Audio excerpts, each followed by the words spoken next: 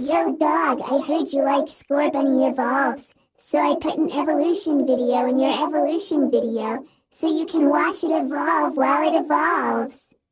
Step 1. Thumbnails. The goal is to get the concepts down as quickly as possible onto paper. Then I can begin blocking in the timing, staging, and camera moves. I'm using Adobe Premiere. Step 2. Layouts. Normally, the next step would be to create storyboards, but I had enough information from the thumbnails, and there's nobody else who needs to look at it, so I skipped this step entirely because gotta go fast. Layout is really where I start nailing down the staging and the perspective of the background. Step 3. Pencil tests. I create timing charts, so I have a roadmap of what I'm going to do. I wanted this to look like an old Looney Tunes cartoon, which means I'm animating on 1s and 2s. Now it's time to draw. Normally, people draw rough animation and then clean it up, but I skipped that step and didn't make any rough drawings because I am Speed. That's why sometimes you get weird drawings like this. For the backgrounds, I use the layout to make a cleaned up line art version with guides for where the color shading will be. These will get painted over later. Next, all of this has to be scanned. All 305 drawings.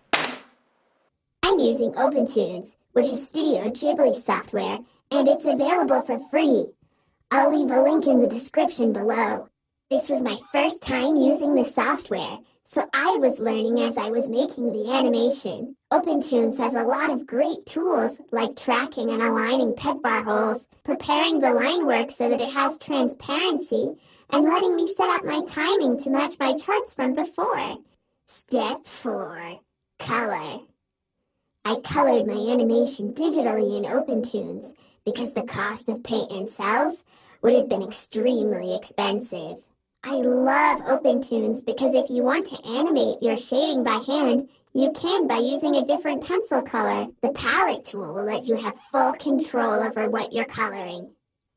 For the backgrounds, I used poster color paints, which is also the same type of paint that Studio Ghibli uses. Studio Ghibli uses Nikkor poster color, but I used Shinhan poster color because it's available where I live. Poster color is kind of like gouache, but it's much cheaper. Step 5. Compositing. For this, I'm going into After Effects. Normally, I just add some lighting and color to make the characters feel like they're in the same space as the background. This time, I wanted the animation to look vintage. In order to get the full effect, I needed to simulate what it would look like if I had taken photographs of cells instead of using a scanner, and also what it would look like if it was being watched on a tube TV instead of an LCD screen. Daniko Pandoja on YouTube has a really good tutorial on how to get this kind of effect, so I'll leave a link to his video below. Step 6. Sound, edit, and export. Finally, I went back and added all the sound effects in. I already have everything set up in Premiere at this point, including the music. When I make Pokemon Evolve videos, I try to use as many sounds from the old games as I can. So I go through each sound and try to imagine where they will fit best. If there's a sound I really want, but it isn't in the game, I will try to make it myself using Fruity Loops. And that's it. You can check out the full version of Scorbunny Evolves to see how it turned out. Thank you so much for watching, and I'll see you next time.